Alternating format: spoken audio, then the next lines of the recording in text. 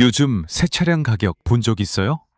해마다 계속해서 가격이 오르는 것 같아요. 매년마다요. 거의 모든 브랜드와 모델, 그리고 하이브리드든 V8이든 V6이든 4기통이든 터보든 전기차든 모든 차량이 해마다 가격이 오르는 것 같아요. 그리고 지난 5년 동안에는 정말 큰 폭의 인상이 있었던 것 같습니다.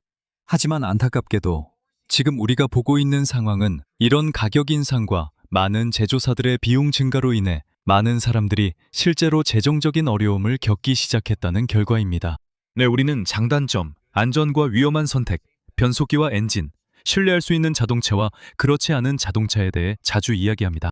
우리가 이런 얘기를 하는 건 중요합니다. 많은 사람들이 밑빠진 독 같은 것에 돈을 쓰는 것을 걱정하거나 신뢰할 수 있는데 투자하는 게 더 자신 있기 때문입니다. 그래서 사람들이 돈의 흐름을 걱정하는 것은 이해할 수 있습니다. 하지만 사실은 요즘 거의 모든 자동차 브랜드, 모든 자동차 제조사들이 이제는 신뢰성이 조금 떨어지는 차들을 만들고 있다는 점입니다.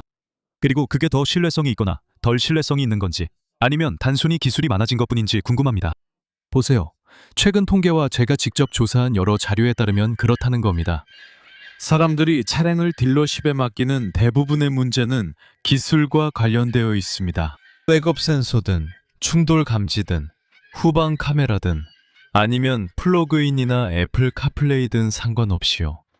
딜러십에서 발생하는 많은 문제들, 특히 최신 모델 차량에서 발생하는 문제들은 기술과 관련되어 있는 것 같습니다. 하지만 이런 기술들은 비용이 듭니다. 그래서 요즘 많은 사람들이 차를 살 때 큰 화면을 좋아하고 모든 기술을 좋아하죠. 하지만 이제 보증기간이 끝나면 그들은 직접 비용을 부담해야 합니다. 보시다시피 이런 차량 가격이 계속 오릅니다. 하지만 그 이유 중 하나는 많은 사람들이 이게 탐욕발 인플레이션 때문이라고 생각합니다. 많은 사람들이 기업의 탐욕이 원인이라고 생각하죠. 많은 이들이 이런 기업들이 돈을 더 벌려고 한다고 생각합니다. 하지만 실제로는 그게 일부일 뿐입니다. 또 다른 큰 요소가 있습니다. 그 요소는 바로 모든 새로운 안전기술, 주행 성능 관련 기술입니다. 그리고 전자기술을 말하는 겁니다. 즉, 충돌 방지 시스템, 후방 카메라 시스템, 그리고 차선 유지 보조 같은 것들, 심지어 안전을 위한 에어백이나 카메라 등 모든 것들을 말하는 겁니다. 요즘 현대자동차에는 우리를 안전하게 지키기 위해 정말 많은 기술이 들어가 있습니다. 그리고 우리의 운전 경험을 좀 더 즐겁게 만들어주기도 하죠. 그리고 많은 사람들이 그런 걸 원하죠. 그들은 자동차 대리점에 가서 여기저기 들러보고 기본 트림을 봅니다. 저도 며칠 전에 대리점에 가서 마스다 CX-90을 봤어요. 그리고 저는 기본 트림의 CX-90을 봤는데 조금 실망스러웠어요. 그러니까 플라스틱이 많았고 기술적인 부분도 별로 없었어요. 그리고 제가 기술이라고 말할 때 큰 화면을 바라는 것도 아니에요. 그냥 작은 것들을 찾는 거죠. 예를 들어 뒷좌석의 히터 조절이나 열선 시트 같은 게 필요해요. 저희는 영하 30, 40도까지 내려가는 기후에서 살고 있거든요. 그래서 그런 것들, 우리 생활을 더 편하게 해주는 전자장치들이 있으면 참 좋죠. 하지만 현실적으로 CX-90의 기본 트림에 들어갔을 때는 조금 실망스러웠어요. 왜냐하면 바로 그 다음에 가장 높은 트림에 들어가 봤는데 거기에는 멋진 퀼팅 가죽 시트도 있었고 모든 첨단 기술이 다 들어가 있었거든요. 더 고급스럽고 완성된 느낌이었습니다. 이것이 바로 지금 자동차 시장에서 일어나고 있는 현상입니다. 많은 사람들이 반짝이는 새로운 기술에 주목하고 있어요. 전 시장에 가서 그 반짝이는 새 차를 보면 그걸 갖고 싶어 하죠. 그게 꼭 필요하다고 생각하죠. 아니면 스스로에게 그게 필요하다고 믿게 만들기도 해요. 알다시피 70, 80년대 우리가 자동차를 몰던 시절이 있었죠. 저도 그 시절을 떠올립니다. 저는 그런 오래전 시대를 살아온 사람이에요. 하지만 진지하게 말하자면 현실적으로 저는 1986년, 85년쯤에 운전을 시작했어요. 그때쯤 운전 연습 면허를 땄거든요. 그리고 곧 운전 교육을 받았어요. 그리고 그 후에 운전을 시작했죠.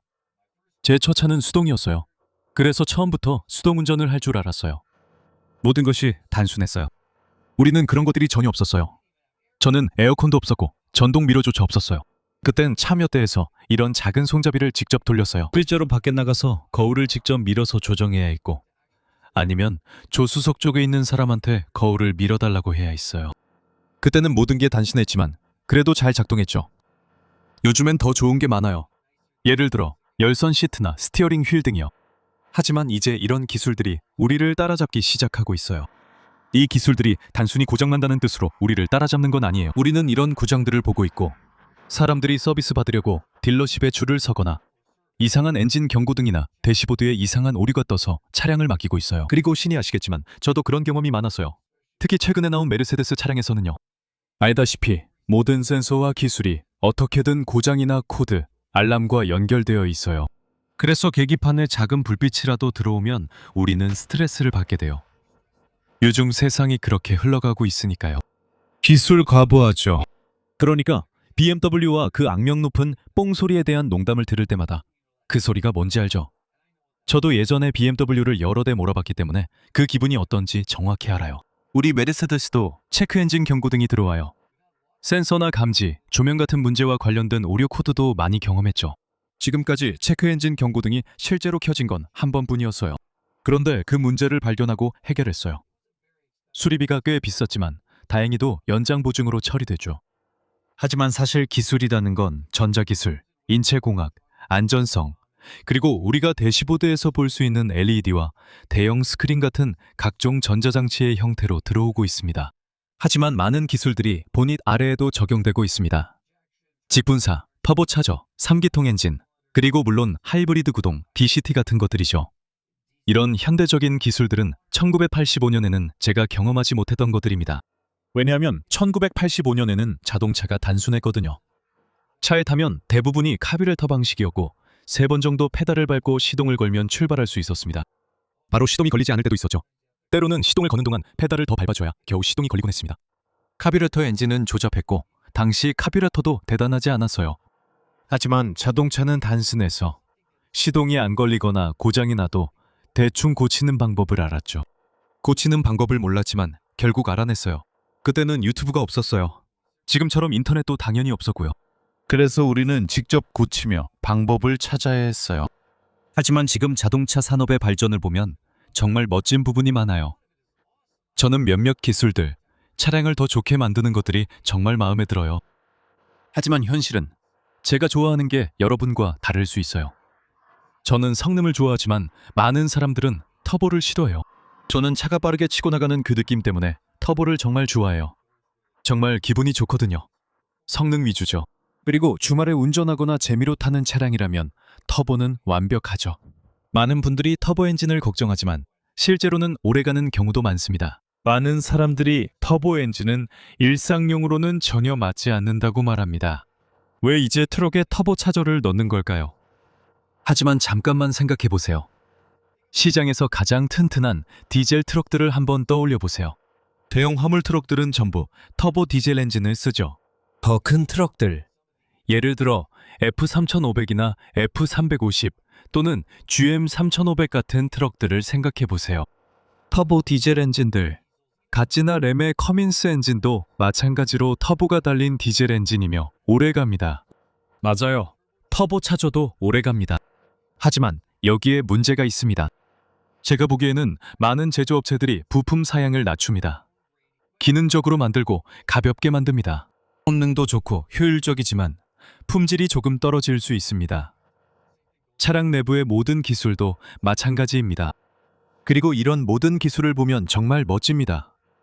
하지만 그 이면에는 그들이 부품을 구매하는 많은 외부 공급업체들이 반드시 최고의 품질을 제공하는 것은 아닙니다. 이런 제조업체들 중 상당수는 그냥 필요한 것만 구해서 기능만 하게 만들고 정해진 기준과 기능만 충족시키면 차량에 넣고 출고해버립니다. 그들은 정해진 횟수만 작동하면 된다고 생각합니다. 아마 그들은 그게 3000번 버튼을 눌러도 작동하기만 하면 된다고 생각할 수도 있습니다. 또는 그 화면이 3000시간만 작동하면 된다고 생각할 수도 있죠. 아마 각각의 부품마다 설계된 수명이 있을 겁니다. 그리고 실제로 많은 경우에 그런 일이 일어나죠. 항상 그렇진 않지만 사실이고 한번 생각해 볼 만합니다. 하지만 요즘 많은 차량에 들어가는 이 기술들이 불행하게도 여러분과 저 같은 소비자들에게 힘들게 번 돈을 쓰게 만들고 있습니다. 보세요. 우리는 주당 40, 60시간 일의 월급을 법니다. 그리고 그 돈으로 우리는 출퇴근용 차량이 필요해요. 우린 새 차가 필요해. 보증이 있어야 하고 고치기 싫고 신뢰할 수 있어야 해 라고 합리화하죠. 하지만 많은 사람들이 간과하는 사실은 신뢰성의 정점이 2007년에서 2012년 사이였다는 점입니다. 그 이후로 기술은 급격히 발전했지만 제 개인적인 의견으로는 신뢰성은 오히려 반대로 악화되고 있습니다. 지금도 이런 차량들 중 일부는 여전히 잘 달리고 있고 여전히 매우 신뢰할 수 있는 자동차 브랜드들도 있습니다. 사실은 이런 기술이 차량에 더 많이 들어갈수록 우리가 겪게 될 문제들도 더 많아질 가능성이 높습니다. 그리고 불행하게도 문제가 많아질수록 소비자인 여러분이 부담해야 할 비용도 더 많아진다는 뜻입니다. 하지만 불행하게도 여기에 더해 새로운 차량의 비용이 증가하면서 여러분은 그 차량을 제대로 작동하게 유지하기 위해 힘들게 번 돈을 점점 더 많이 써야 한다는 뜻입니다. 저도 새 차를 좋아하고 언젠가는 또 새 차를 살 것 같습니다. 은퇴한 나이가 되면 신뢰할 수 있는 차가 꼭 필요하니까요. 사람은 더 새 차를 원하게 마련이고 특히 나이가 좀 들면 저는 뭘 직접 고치고 싶은 마음이 전혀 없습니다. 지금은 괜찮지만 그렇잖아요. 우리가 모두 1974년식 GMC 픽업 트럭을 계속 고치고 싶어 하지 않는다는 사실을 받아들여야 할 때가 있습니다. 실용적이지 않을 수 있고 부품 구하기도 점점 어렵습니다. 차체 패널이 녹슬기도 하죠. 그리고 언젠가는 그 오래된 믿음직한 차량들이 더 이상 남아있지 않을 때가 올 겁니다. 그래서 우리는 미리 생각을 시작해야 합니다. 앞으로 뭐가 기다리고 있을까요? 값비싼 기술입니다. 저도 일부 기술은 좋아하지만 전부 다는 아닙니다. 문제는 제조사들이 제가 좋아하는 부분에도 귀를 기울인다는 점입니다. 저 같은 시청자, 운전자들이 있기 때문이죠. 하지만 여러분이 좋아하는 건 저와는 조금 다를 수도 있습니다. 예를 들어 저는 후방 카메라를 좋아하지 않지만 여러분은 좋아할 수도 있죠. 일부는 자동 시동 정지 및 재시동 기능을 선호합니다. 저는 그렇지 않습니다. 하지만 어떤 사람들은 이 기능을, 또 다른 사람들은 다른 기능을 선호하며 제조사들은 이런 의견을 듣고 있습니다. 다양한 기능과 기술이 누군가에게 인기가 있다는 걸 알고 이를 차량에 적용하기 시작합니다. 물론 가격 인상도 있고 많은 제조사들이 그렇듯이 더 많은 이익을 낼 수 있는 선택지도 있습니다. 예를 들어 그들은 대형 스크린을 장착합니다. 그 대형 스크린을 새 메르세데스 벤츠 대시보드에 설치하는 데는 $220 정도밖에 들지 않지만 실제로는 그 차량에 그 옵션을 넣으려면 $8,000나 그에 상응하는 금액을 청구합니다. 아니면 그 대형 스크린을 반영해서 차량의 기본 가격 자체를 올려버리기도 하죠. 이런 식으로 돌아가고 있는 겁니다. 자동차 가격이 점점 더 비싸지고 있습니다. 그리고 사람들이 최신 기술을 따라가려고 하다가 거의 파산 지경에 이르는 상황까지 오고 있습니다. 안타깝게도 그런 상황엔 늘 선택지가 있는 건 아닙니다. 왜냐하면 이제 우리가 나아가면서 알다시피 EPA와 카비의 규제, 그리고 물론 친환경 정책과 전기차로의 전환, 최소한 하이브리드 구동계로의 전환이 있기 때문에 모든 자동차 제조사들이 뒤처지지 않으려고 따라가려고 애쓰고 있기 때문입니다. 하지만 그들은 폭스바겐처럼 서두르다 실수하는 걸 원치 않습니다.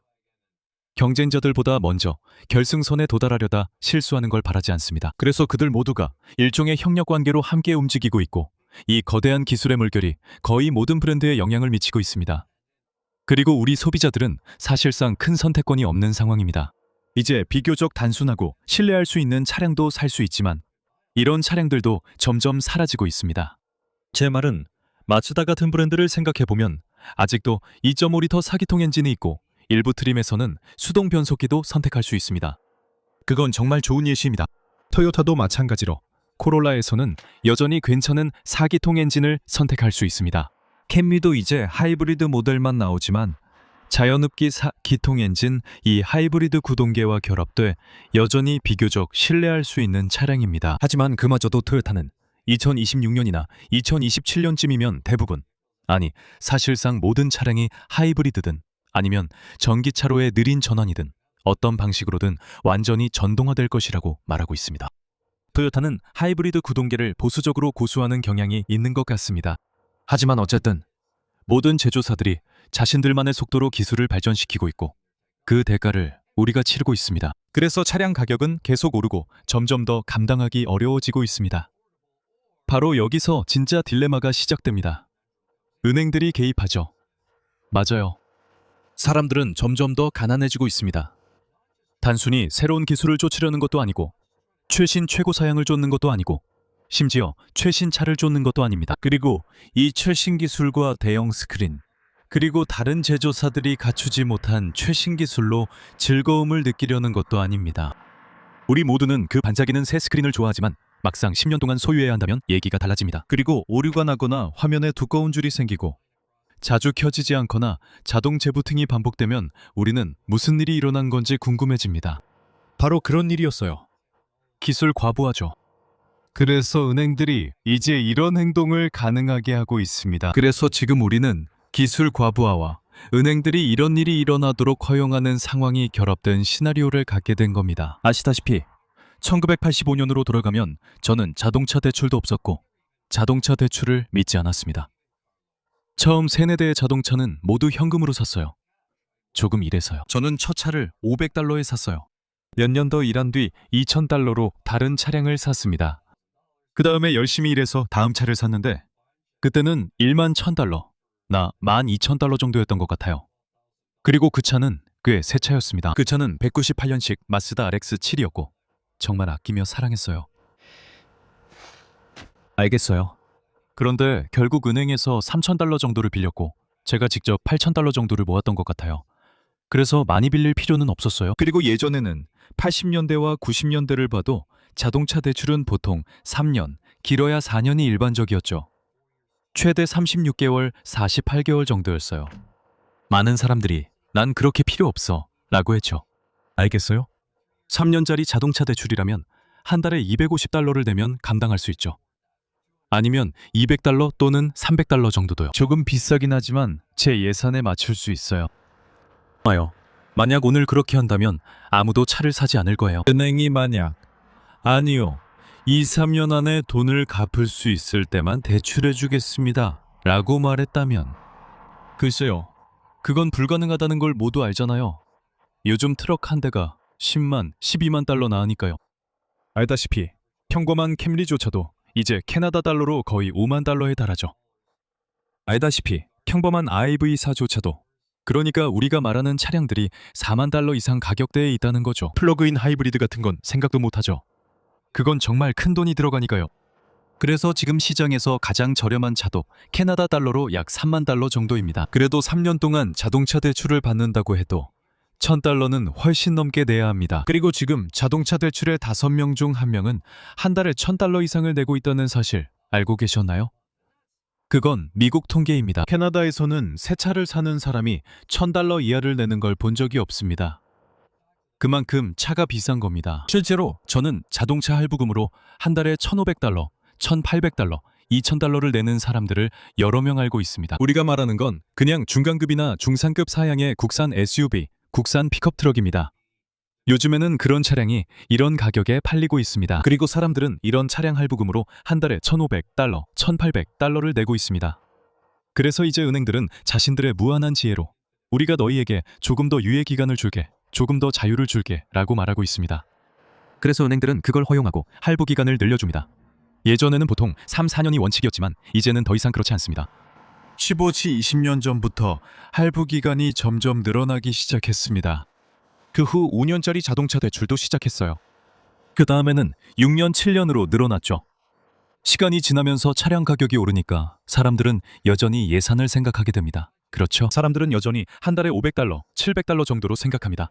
한 달 기준으로요. 그럼 10년 전에는 5만 달러였던 차량이 지금은 8만 달러가 됐을 때 그걸 어떻게 감당할 수 있을까요? 소비자에게 그 차이가 똑같이 느껴지게 하려면 어떻게 해야 할까요?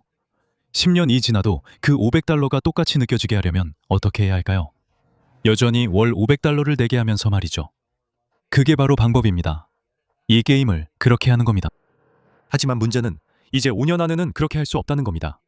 그래서 그 대출 기간을 8년으로 늘려드릴 겁니다. 그리고 그게 지금 실제로 일어나고 있는 일입니다. 은행들과 자동차 제조사들이 모두 협력해서 여러분이 다음 새 차를 살 수 있도록 돕고 있습니다. 저도 새 차를 갖고 싶어요. 저는 새 차를 정말 좋아합니다. 언젠가 새 데일리카를 살지도 모르겠네요. 오래된 램트럭이 있는데 정말 좋은 트럭이었습니다. 누가 알겠어요? 언젠가 저도 새 트럭 살 수도 있죠. 하지만 지금 시점에서는 사람들이, 그러니까 구매자들이 끊임없이 필요로 하는 것 같아요. 이건 소모품이거든요. 자동차는 거의 감자칩 한 봉지와 비슷해요. 감자칩 한 봉지를 먹는데 5분밖에 안 걸리잖아요. 그렇죠? 초콜릿바나 캔디바와 다를 게 없어요. 그 캔디바를 먹는데 10분 정도 걸릴 수도 있고 탄산음료 한 병은 30초 만에 벌컥벌컥 마실 수도 있죠. 그건 소모품이고 일정 시간이 지나면 사라지는 거예요. 요즘 나오는 많은 자동차들도 마찬가지예요. 대부분이 일회용품처럼 버려지는 거죠. 그리고 5년, 8년, 10년, 15년 이 지나면 다 소모돼요. 다 닳아버리고 지치고 오일을 태우고 변속기가 제대로 작동하지 않고 브레이크도 닳고 타이어도 다 닳아버리고 도장도 녹슬기 시작하죠. 그런 일들이 일어나기 시작하죠. 자동차는 소모품이에요. 그래서 소모품이기 때문에 계속해서 업그레이드할 필요가 생기는 거죠. 최신 아이폰을 사는 것과 비슷하지 않나요? 모두가 최신형, 최고를 원하잖아요. 이걸 3년 정도 쓰다가 새로운 제품이 나오면 또 그걸 사고 싶어지죠. 자동차랑 똑같아요. 그런데 있잖아요. 가격은 계속 오르는데 은행들은 계속 그걸 지원해주고 있어요. 그래서 지금 시장에서 이런 일이 일어나고 있습니다. 사람들은 남들 따라가려고 매일같이 파산하고 있어요. 이 얘기 여러 번 했었죠. 그리고 여기가 금융 채널은 아니지만 자동차를 갖는 것과 자동차 관련된 모든 것에 대한 생각과 대화가 사람들에게 정말 중요하다고 느껴요.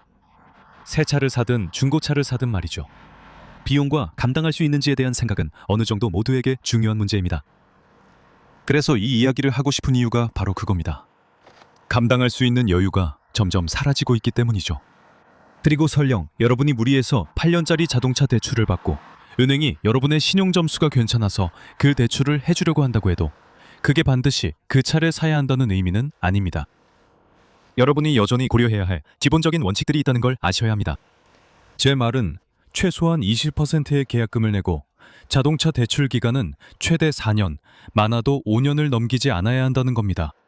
그리고 절대로 월급의 25%를 넘게 자동차에 쓰면 안 됩니다. 우리가 생활비를 생각할 때 주거비, 식비, 자동차 비용을 떠올리죠. 이게 다 싸지 않아요. 하지만 자동차와 은행이 오늘날 일어나고 있는 일의 큰 부분을 차지하고 있고 사람들이 파산하는 이유이기도 합니다. 여러분 모두 영상 재미있게 보셨길 바랍니다. 여러분의 생각이 궁금합니다. 미래는 어떻게 될까요? 어디로 가야 할까요? 더 저렴하게 만드는 방법은 무엇일까요? 자동차 대출 기간이 점점 길어지고 있지만 문제는 그 기간이 너무 길다는 겁니다. 제조사 보증은 보통 3년 정도로 길지 않아요. 같이 이제 엔진이나 구동계에 대해 10년까지 포괄적인 보증을 제공하고 있습니다. 외부 제조사들이 최근 보증 기간을 늘리기 시작했어요. 현재 대부분 자동차의 종합 보증은 3년 정도에 불과하거든요. 그런데 자동차 할부금은 8년째 계속 내고 있잖아요. 그래서 큰 공백이 생깁니다. 여러분 의견을 댓글로 남겨주세요. 그리고 다시 한번 항상 그렇듯이 채널 구독하는 거 잊지 마세요. 곧 여러분 모두를 다시 뵙길 바랍니다. 안녕히 계세요.